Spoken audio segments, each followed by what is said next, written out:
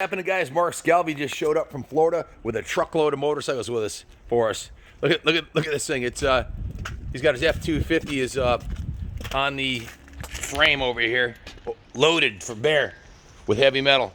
Whole bunch of parts bikes. Some Beano came in, some XR75, some PWs, a little electric bike, a scooter. This really nice SL70 just showed up. Another XR that needs a rebuild, a JR50, an XR80, an XR100. And some British bikes came in. We got stay tuned because we're gonna do a full tour of the museum. So stay tuned. PW50, a Triumph TR6, a Cajiva, another BSA, and a BSA Thunderbolt. And you already saw the other projects we got going in here that are almost done, like this XLCR Cafe Racer or this stunning Triumph. This thing's just off the hook, man. I can't wait to ride this thing. Hopefully I'll take it down to Daytona and maybe do the hooligan flat track event. No tour of the museum is complete without coming down the dungeon. Only people in the inner circle get to go to the dungeon. This is one of the nicest SL100s in existence. It was ranked, it got a 98.5 points at the AMCA and senior competition. It's just getting a little fluff and buff and tune up, and it should be ready to go. We got a sweet MX250. We've got a really nice snow cat right here. An Ironhead project bike. We've got. Welcome to the dungeon, boys. What's happening? You finally made it. We got this Harley-Davidson Ironhead Cafe Racer with a GSXR front end. KX500. This one. Who built this one? This one. Tom Morgan. This is a Tom Morgan Racing KX500. I drew a blank on the name. We got a KX250, some SLs, a sweet YZ100, CB350, SL350, SL350. Just row after row. XL chopper, nice YZ250, MX80, sweet RD350. We got a Cajiva 500 right there. Just rows and rows of kick-ass bikes. We got a sweet Whizzer. This is original Whizzer. Harley-Davidson Armaki 250. Sabre, V65 Sabre. Another SL350. Twin CR250 Elsinores. Just some beautiful bikes, man. Shane Watts. This is Shane Watts' bike, 200 SX with a factory A-kit suspension on it. That thing's sick. Really nice YZ100. Another CR500. Just bikes and bikes and bikes. The hill climbing beast, the 490. That one, we just did the motor on that. That one's almost ready to go. The SL and the Vermin. Moses, you riding the 500s today? Oh yeah, I'm riding that one. Right from Florida. All right. Now, check it out. Yeah, no one ever had the balls to rent him. He rents motorcycles and ATVs, but not these 500s. No one ever stepped up. That's a good thing. You don't want to kill a customer. That's AF number 1, AF number 2. AJ Wagoner built AF number 3, the 97, the KX, and the KTM. All two-strokes, of course. Got the Screaming Eagle 44-footer ready to head down to Daytona. How was your ride down, Mark? It wasn't bad. A lot of driving. Yesterday, 1,100 miles. 1,100 miles. 1,100 miles we did yesterday. Man, that's a haul. Long drive. Did you guys sleep at all? Like 2 hours. We pulled in the rest stop about 2 o'clock and then Nice. headed back out. You staying to watch the Supercross with us tonight, or? I think so. Oh, we'll see. I think so. We're gonna go out to dinner and take you out to Outback Steakhouse or someplace like that. You're having me hello. Awesome. Guys, Mark just drove all the way up here from Florida, 1,100 miles, and he's going back with a suitcase full of cash. Actually a check, but he can cash it and let me cash. The reason he's up here doing this is he's raising funds for his ATV, MX and ATV rental business. Now, you got some leads. Some of our viewers actually responded. You got a couple quads to look for, but he's still looking for quads. So if you have anything, he's got anything you want to sell. What are you looking for again? We're looking for any good, just utility style, sport style ATV, Honda, Kawasaki, Suzuki, anything you guys got sitting around. If it's not running, that's fine. We'll take it back. We'll rehab it. We'll get it going. Just anything sitting in the barn you guys aren't riding, give us a call. We want to come check it out. What's your number again? 352-302-9443. If we don't answer, leave us a text. We might be driving in a spot where we can't answer. We'll get back to you as soon as we can. Yep, the next couple of days, if you're on the 95 corridor and you got quads you want to sell, give Mark a call. He's got an empty trailer and a full checkbook. It's a Hodaka 125. I'm not sure what model. Could be the Goose Rat, the Combat, Wombat, Jambat. I don't know. It's orange and blue and beautiful. Yeah. That's good.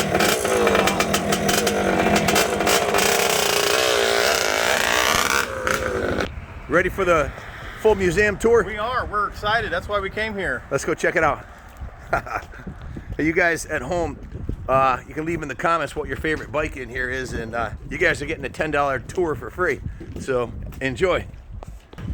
And I don't do tour. I'm not a tour guide here. We have tour guides here that normally do it. So you're gonna get the full tour. This is our little stage and band area when we have the big indoor parties here. This room's a football field long. It's 5 stories on this side right here.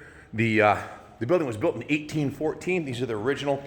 This is an 1880 edition that we're in right here. You can see how the architecture changes a little bit. A lot of what you see is all original brickwork, all woodwork, but all of the plumbing, the sprinklers, the lights, the windows, those are all brand new, and every piece of square inch of the place has been completely refurbished. So, yeah, it was 100 man-years labor. I had a team of 25 guys in here for 4 years. There was 10 man-years of labor just in the masonry work, because this is a really unique type of architecture and construction. It's post and beam, as you can see, but there's also, on the first floor, it's an all brick wall. When you get to the second, third, and fourth floor, you'll see that it's post and beam with brick infill. So it was a fire attenuation method. Got some really cool bikes like this NOS CB50R here, and take a walk down. This first row of bikes here are bikes that are getting sold in the museum auction that we're having, the 12th, 13th, and 14th. All these bikes is a V65 Sabre over there, a KZ1000, a Gold Wing, a KZ400, a KZ750, GS1100, Yamaha trike. So stay tuned. These are all coming up in the auction, the online auction that we're having. All these bikes are being sold as is, unrestored, kind of a roll your own thing. Almost all of them have titles, which is great. Got a CB Super Sport. Some cool artwork. These bikes on the right here, these are all bikes we that are completely road ready that we wrote. These are all the videos we're going to be doing in the next couple of days here. This Nighthawk has 287 original miles on it. It's an absolute dime piece. Wow. This V65 Sabre, 120 horse, 11 second quarter mile, all original. Then we got a row of KZ400s here that are just mint, including this. This is a factory special right here, Mark. The KZ400 came from the factory. It's a deluxe. That's the way it came right from the factory with all the racks and bags and everything.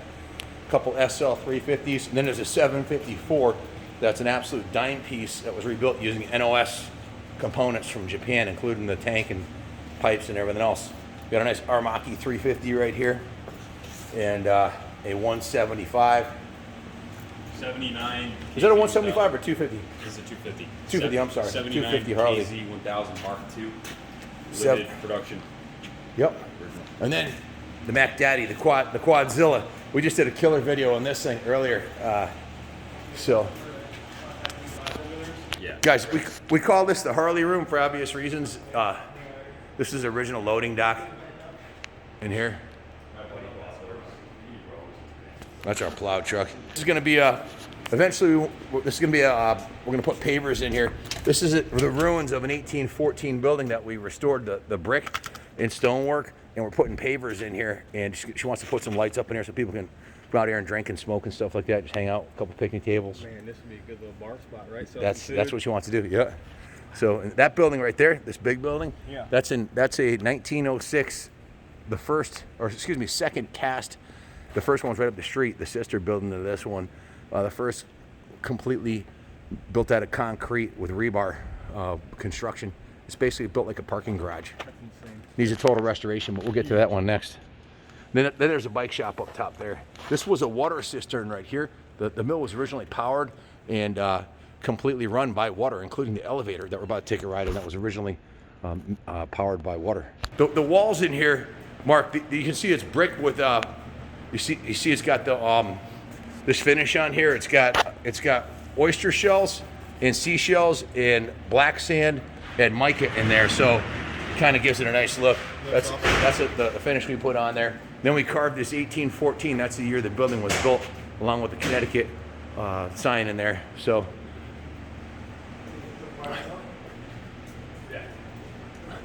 the elevator. This is the oldest running elevator in Talon County. This is originally put in the late 1800s and later rebuilt. You can see that motor right there this one was put in the 30s to run it, or when they converted to electric. And this building was built before gasoline existed, okay? This is built before motors existed in 1840. Yeah. It was built before electricity existed, okay? So it's horse and buggy days that this building was built. And that motor was installed in the 80s, and we just completely restored it mechanically and cosmetically. I have no idea how much money I put into the elevator, but it was expensive. This is actually state certified freight elevator that serves 4 floors on this building and 4 floors on this building. It has a 4,000 pound capacity. And if you look straight up here, you can see all the way up 4 floors. Nice. Isn't that awesome? Really cool. Going up. Keep your hands inside the elevator, kids. Yeah, that used to be somebody's job, right? Going up and down the elevator? Yeah. Pushing the button. I go stuck in here. You did? Yeah. And Moses, you want to run it? Show them how to do it. Go ahead. Go up. Hey, you want to show them the Tundra first? We're going to show you the Tundra. Yeah, let's do it. In the reality show, when we threw he rode the quad out the window, that was on the 4th floor of the building we're about to go into. It's a future expansion area. Obviously, it's not redone yet, but 4 generations of Chrissy's family worked in this mill right here. Her mother and father and her grandfather and her grandmother and her daughter have worked here, so 4 generations. This is impressive.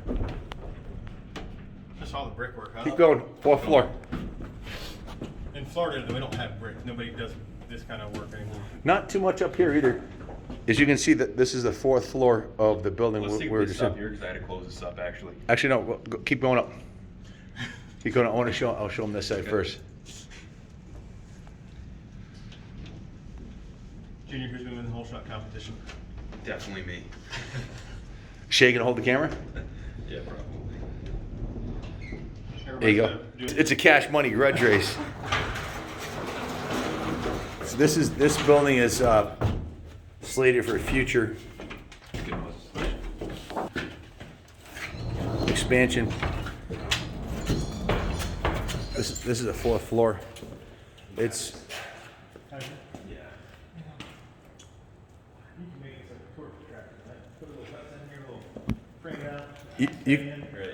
you can see out this window right here. That's our showroom. That's where our offices are right there. That's the service shops on the 1st floor, and the showroom's on the 2nd floor. And there's a bridge. You can actually drive a motorcycle into the 2nd floor of this building because it's built on a bank and it has a ramp. And then you can drive across the bridge into the 3rd floor of that building. That is awesome. So it's really unique construction. See that house over there on the hill, Mark? That blue house? That's the Bixby House. I bought that about, I don't know, 5 years ago and did a complete frame up restoration on it and landscaped the whole hillside. And we got a little mini track on the hill there.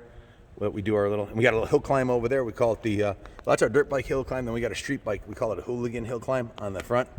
And most of our videos we shoot are on the 2 grass fields in the front there. So that's the 1880. This building right here was the manager's building. The guy who owned the museum, his office was in there. He had 2 bedrooms upstairs, and he had 47 women that worked here.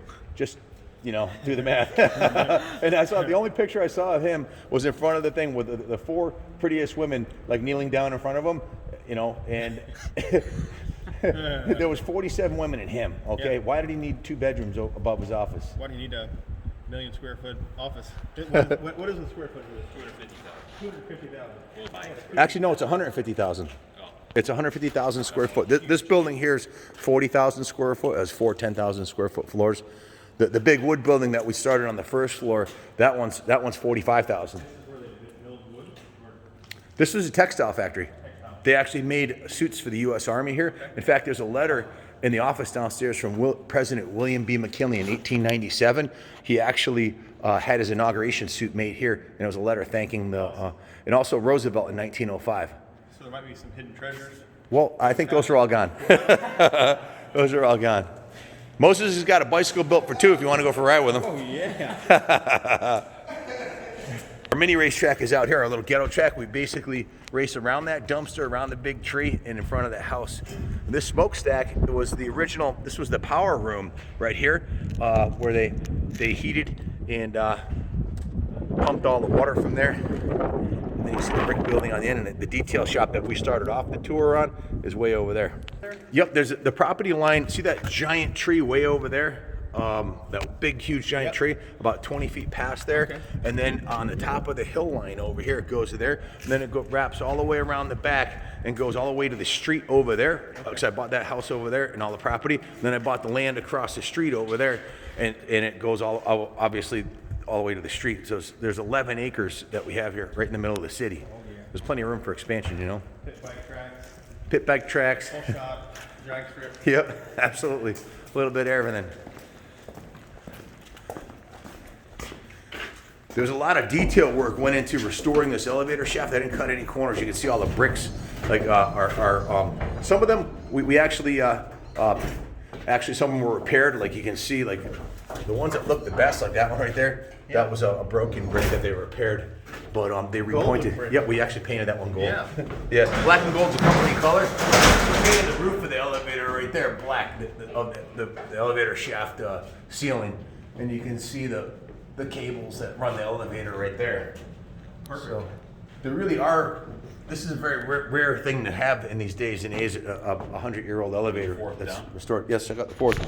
This is the fourth floor of the main museum building right here, and we use this. We have a huge collection of memorabilia and magazines and signs and all kinds of stuff up here.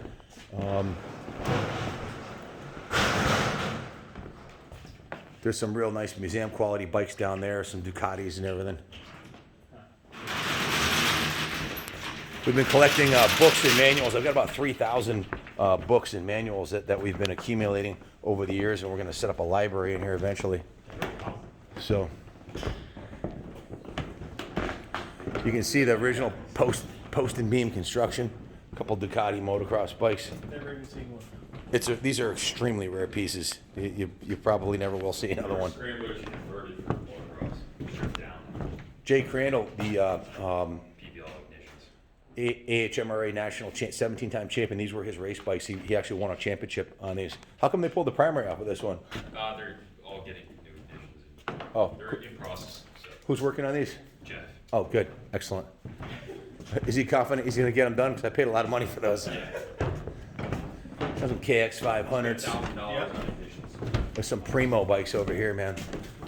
Pentons, a couple Huskies. KX 500 over there. Penton MC 400s.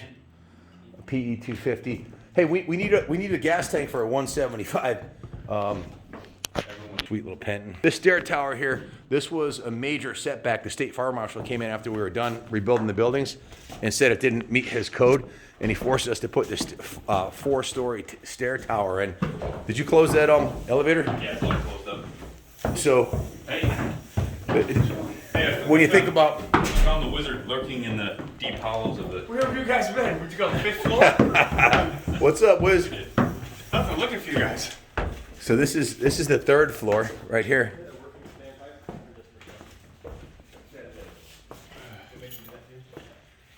This is Stanton's bike right here. That's a Carmichael replica. And which one of these is Doug Henry's? The one in the middle. The one in the middle. This is Doug. Actually, there's a title right there. This is Doug Henry's CR250.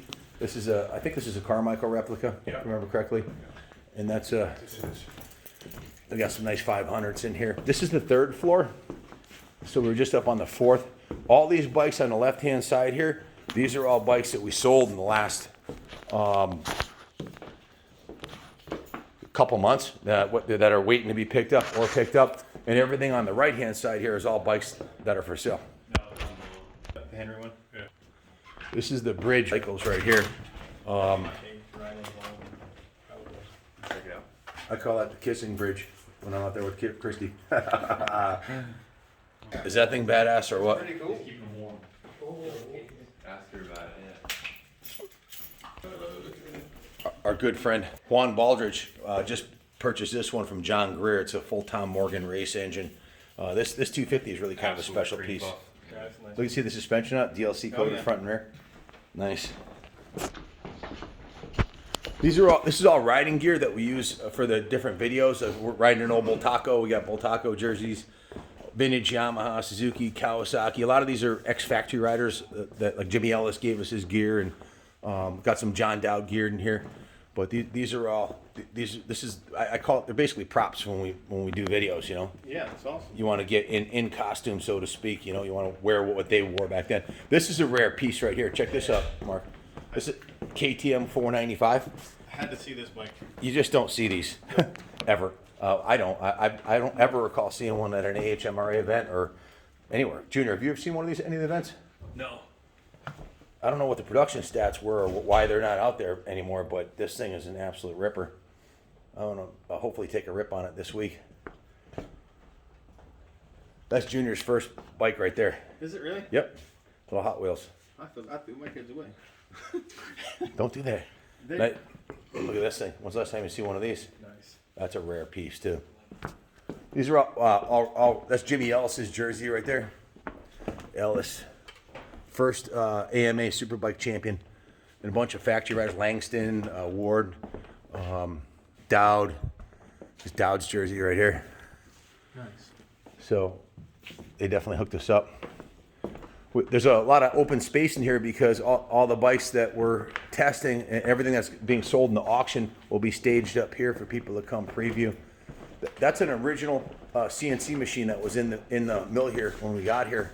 That was still here. They used this to make parts for the it's a Cincinnati milling machine built in 1886. You can see the 1886 patent date on there. The only reason it was still here when we got here because most of the good stuff was stolen. It was just too freaking heavy. No one could get it out. Neither could we, so we left it right there. This is a really rare piece. This bike right here is a BSA 500 Gold Star factory racer. One per dealer. That's a really, really, really rare piece. 61 bead with everything. Yep, that's a nice one too. R60. 61 R60. Then we got a 500 Alley over here. We got a nice YZ 490. One of our friends in the military purchased this bike and left it here on display till he gets back. A nice KX 125. This was actually Mike Guerra's. Mark, do you know who Mike Guerra is? Mike here? Mike Guerra? It's probably before your time. He was a factory racer. This was his bike. Factory 250. He campaigned this on the Grand Prix circuit overseas. Then we got the Cannondale. One of the first fuel-injected reverse motor bikes, aluminum frame. They almost made them bankrupt. They almost went out of business because of that, but pretty much. We've got a whole row of Rokons here. 1, 2, 3, 4, 5, 6 Rokons over here. And this one's not a Rokon right here. This is on display from my friend Harry Hall. He told me what model it was, but I forget. It's like it's an Arctic Cat. I'm sorry. Yeah, and this is a 2-wheel drive, old. The horse saddle's on there, kind of just for Haas, but this is a really, really, really rare bird. A 2-stroke RM500. These things actually rip. I got a couple of videos of us riding these online. So we got the RM500, the KX500, the YZ490, the KTM 495, and a YZ down the other end. That's an original Rokon Trailbreaker. This one here, which is really a rare bird too. 2-wheel drive, unrestored. I kind of like it like that. Yeah, that's good. Because I have the twin to it. See that red one over there? Yeah. That's the twin one, but it doesn't look nearly as cool all cleaned up, doesn't it? No, this looks good. Yeah, this one, sometimes you're better off leaving them unrestored, you know? That's cool. This is one of the first real electric motorbikes. This is about, I think it's 13 or 14 years old, maybe 15 years old. My friend Mark Summers bought this new for like $8,000. And we actually raced it against a KLX 110 that had one of those 143 kits on it, on a track of 2 pro riders, and this was faster. This thing actually rips. It's not my cup of tea, but it's a first of its kind. KDX 450, KDX 80. This is another one that we even left the hay from the barn on this one right here just to leave it looking original. Sweet. It's just the way it came out of the barn. Sometimes when you restore them, like here's a fully restored Rokon, it loses some, you know, there's a place for this too, but it loses some of its soul, I think, some of its character, you know? Remember Jim Carrey and Dumb and Dumber? Yeah. Is that what he rode? Yeah. Similar. Yeah, the Power Pony. Very similar. That was one of my favorite movies. I'm a huge Jim Carrey fan. Yeah, he's awesome. He's one of my. Anytime I get a little bummed out, or life's getting me down, which isn't too often. Yeah. Not in the last decade, but before then, I used to watch when I went through some hard times. I'd put on Pet Detective and just laugh my ass off. Watch it with my kids. These are all NOS Harley-Davidson gas tanks, brand new. Never been on a bike. These are military sets right here. We've got Army, Navy, and Air Force sets. Those are going up on the auction too. Those are going up for sale. This is a really rare piece. 71 OSA. This is a factory flat tracker. I believe OSA is the only company that ever made a factory flat tracker. I could be wrong about that, but My heart tells me that those this was a production be back over. motorcycle by OSA. The Christmas special. The Christmas special. How could I forget that? How could you forget the Christmas special? This is the bike dreams are made of. And I guess it's like hitting lotto if you find one in the crate now. The two of them sold at Mecum for $42,000. $42,000 for two of these in a crate. And everybody thought that was crazy and would never get their money back. Well, the guy bought it back to Mecum the next year, and they sold for $52,000 last year. Can you imagine that? They were like $699 when they were new, but most of them got destroyed. And the millionaires today that want what they had or couldn't get as a child, Right. when they get in a bidding war, the price can just go through the roof. Yeah. Can you imagine taking your $52,000 set of 50s out and letting your kid ride around? If I had $1 million, absolutely. Yeah. I would enjoy them. Yep. This bike right here actually is a very significant piece. This is actually was raced at the Isle of Man, and it's owned by Bill Blythe, our current Isle of Man racer. He current. He's probably the only one we'll ever have, but he's a 5-time Isle of Man veteran and on the road racing course, and he ended up purchasing this. This is a really cool piece. Olympics of motorcycling. Yeah. He has to work on it. You got a screwdriver. Yeah, this is exactly the way it came off the track. I guess this won some type of a Concours d'Elegance for originality because it's exactly the way it came off the track. You know, I was looking forward to doing the tour with you because I haven't done a full museum tour in probably 2 years. Because I'm usually too busy. Right. But that's a really cool piece right there, the YSR 50. CR 480. 480, yeah, I'm a 480 fan. This thing's a beast. Yeah, that's a nice, very It's a nice one. ripper. I've heard of guys taking the Air-Cool 480 and 500 and putting them in AFs, in aluminum frames. That's been a thing the last couple of years.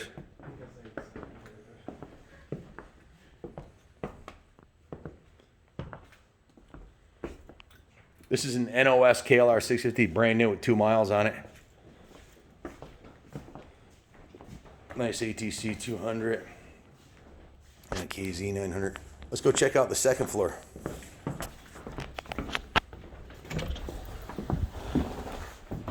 Right. So far, I think Doug Henry's bike in there, one of my favorites. Yeah. Christmas special is pretty cool too. Doug Henry's the man. He is. He's an absolute animal on a bike. He was at Daytona last year, so. Yep, he's still pretty fast. Oh yeah. He was beating those guys. I'm not surprised. Doug's a true champion. This is the letter. This is the letter from Teddy Roosevelt, tying the 4th president to this mill here. In the letter, he thanked the mill owners for making him his suit for the inauguration party. And here's the thing about the Bixby House right here. They used to call it the agent's house. That's where Junior lives, the house on the hill. Yep. But it's very historic. I mean, this is the, you can really see the construction on this floor, the post and beam. The whole building had collapsed on this side here, 18 inches, because the foundation had failed. So we had to actually jack up the entire building on 20-ton jacks and remove the foundation and rebuild it, and then put it back down on the foundation. So that was a harrowing experience, to say the least. So this is the lobby, and this is the entrance to the second floor. Now, every floor of this building you can drive into with a motorcycle. There's a ramp, you can drive a motorcycle on the second floor. You can drive a motorcycle on the first floor, and you can drive a motorcycle to the third floor across the bridge, which, you know, when we first got here, I was like, wow, this is a cool spot to do a motorcycle museum because you can get in all 3 floors, and it worked out great because the building's only 35 feet wide, which worked out perfectly for 3 rows of bikes, one in the middle and one on each side, with a 8-foot corridor down the middle. So it lended itself well for this type of use, you know, and it had been largely vacant since 1954. So and abused. So it was a complete restoration. All the bathrooms are new, and pretty much everything in the building's been replaced mechanically. But the original brick has been restored. The original wood beams have been restored, and everything else. These are a row of Indians right here, Indian chiefs. There's an NYPD bike, military scout, another chief, a roadmaster, and a sidecar rig. And then we got some nice Harleys over here, a 28 Harley. Call this one Pinky for obvious reasons. A couple of military bikes. We have some folks that help out on the weekends. The place is kind of a shambles right now because we're kind of closed until after Bike Week. We So got a superstar over here. I didn't know I was in Yeah, presence Junior. of a living legend. Yeah, Living legend. Junior won 6 championships, Look at that. and then Pops, I won a few. You're holding out on me. I won 16 Wow. 16 championships. The ones that mean the most to me are the ones that I won against the kids.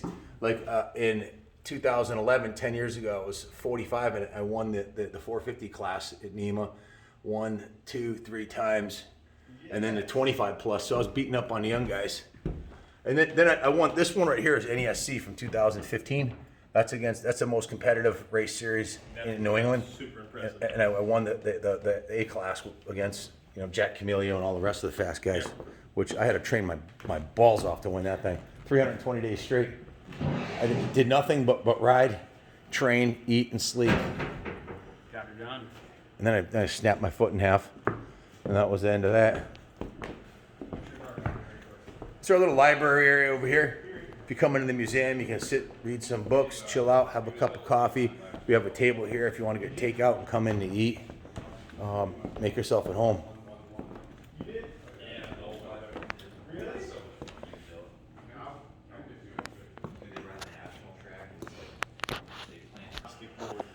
All the bathrooms are brand new in the museum, and totally all new construction. This one's decorated in the Harley motif.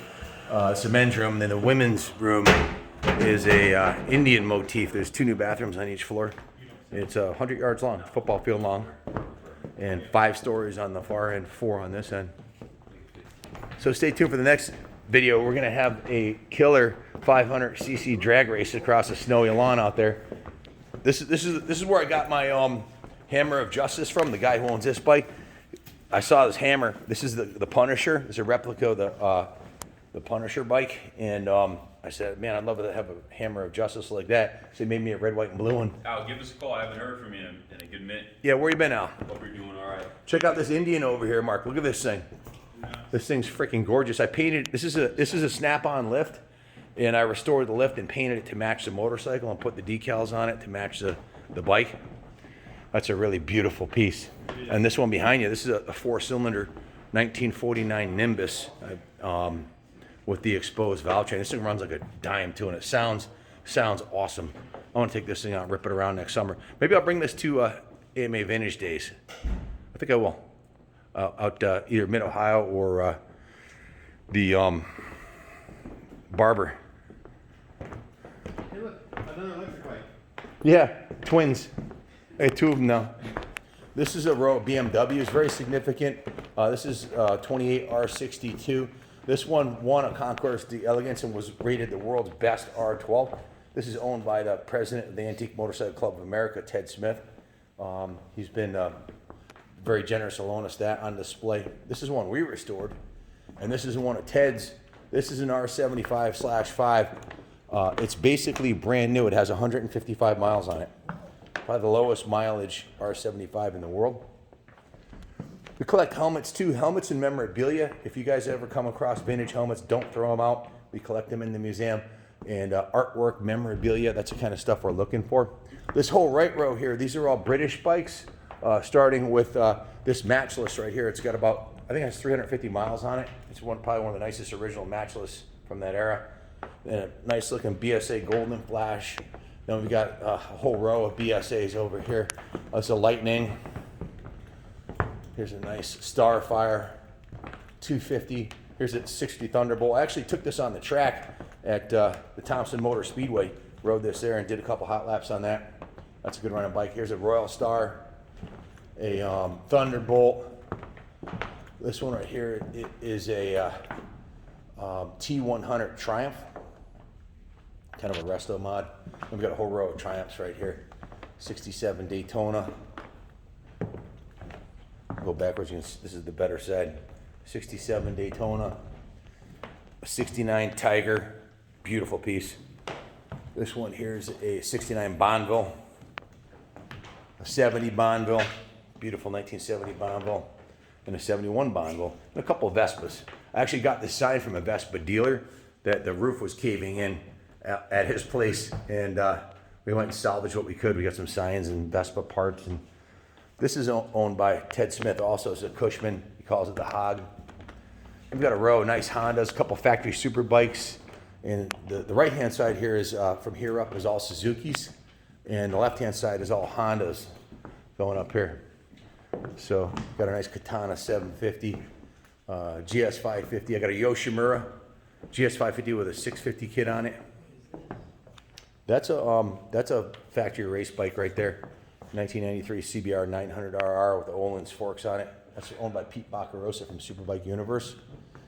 Matter of fact, the first bike that Pete ever purchased when he was, I think, 16 or 17 is this Interceptor right here. This is Interceptor 1000. It gives you a clue what kind of guy he is. You know, he's a pro road racer, yet this is the first bike he ever purchased in 1984, and it looks brand new. And this is a guy that can go fast and not destroy his stuff. He's my age, 55. He'll hop on any one of these bikes and wheel you all the way up the street. He's one of the few people I consider crazier than me. He's quite the character. Very successful too. He owns an insurance company and has been a benefactor of the museum for years. That's a nice, really nice GSXR 1100 slab side. You don't see those too much anymore. 86, great year. These are popular too, the ZRX 1100s. This is a 6-cylinder KZ 1300, very rare 6-cylinder liquid-cooled motorcycle. I guess Kawasaki built this to one-up Honda with their CBX, right? They made theirs liquid-cooled, where the CBX was air and oil-cooled. Then we got some pristine KZs over here, including this 900 72 Z1. These are super highly collectible. This is another Ted Smith bike with a sidecar, and that's a roaming diplomat, Carl Mazuraka's bike. So many bikes I've never seen before. It's just cool to be able to see things. The building is almost worth coming just to see the building, to see this kind of old architecture repurposed, you know? It's insane, and it's awesome that you've restored it to keep it alive and keep it going. It was a lot of work, a lot of work. Moses, you've been here since the beginning with me, haven't you? The first day I pulled up, day one. Yeah. I met him in the parking lot the first day I came here. Right down here. Yep, we've been friends ever since. That pretty much is the quick 10-cent tour of the first, second, third, and fourth floor of this is building number 3. The brick building in the front, the Harley Room, is considered to be building number 2. Building number 4 is the shop, the 2-story shop with the bridge coming over to here, and then the giant concrete building in the back is building number 5, and then building number 7 is the smokestack building, and then buildings number 8, 9, 10, and 11 are the buildings in the back. So there's 11 buildings, 150,000 square foot. We've completely restored to this condition here with all new mechanicals, about 65,000 square foot and 4 buildings. It invested approximately $7.5 million in the project so far, not including the motorcycles and memorabilia. It's been a major, 10-year project to get it to where it is now. Mark just asked the question if this was new or restored. This is in what we'd call an NOS restoration, where we use a lot of NOS parts, including the speedometer at 0 miles. The bike was completely rebuilt using all original components wherever possible. I think the only original components that don't look original are maybe the tires, and those are period correct Dunlops. Things done over there, and if it needs more these are all the kind of awards we got, like one from the mayor, one from the senator. The cool part about this is the state and the town are backing us up on this, and this is from the state. It says, taking on the enormous effort of restoring a 200-year-old historic mill and making it a world-class destination and hotspot for motorcycle enthusiasts.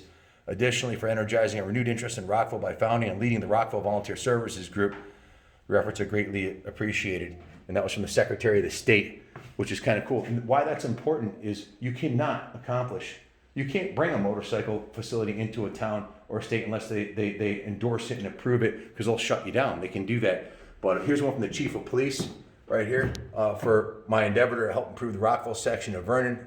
For all the volunteer, I started this group called the Volunteer Services Team, and for 4 years, I'd have as many as 50 people would meet here every Wednesday night, and we drive around town and do stuff like take out graffiti and trash, and a lot of newspaper articles like the museum anchored the revival of the town, and the love of motorcycles drives the Rockville revival effort. So there's another one where the army of volunteers continues to clean up Rockville. We literally, Moses was on the team with me. We went out every Wednesday night for 4 hours with as many as 50 people, and we would mow lawns. And there's another article, what Rockville was and what it, with love it might become. Again, this basically talks about exactly what we're doing. And this picture right here shows my team of 25 of my 50 people that showed up, and we restored a gas station up the road that was covered in graffiti. An older Indian guy in his 70s owned it, and he says, don't even bother, they'll mess it up. I said, no, I'm not going to mess it up now, because we've got a lot of people, a lot of eyes and ears in the street. We completely painted his whole gas station. He goes, I don't have any money. I go, it's not gonna cost you anything. We're doing it for free. And we completely painted his whole place and restored the grounds, did the landscaping and everything. You'd be amazed what 50 people, several of them contractors, can do in a day. 50 guys can bang out some work. And at the end of the day, he goes, this is what America's all about. And he had tears in his eyes. And awesome. I drive by there today. The gas station still looks great. Perfect. And that's what makes a difference in a town. People have pride in their community and their home. And it sends a message to the people who live there. This is the former mill manager's building. It's kind of an ornate president of the facility.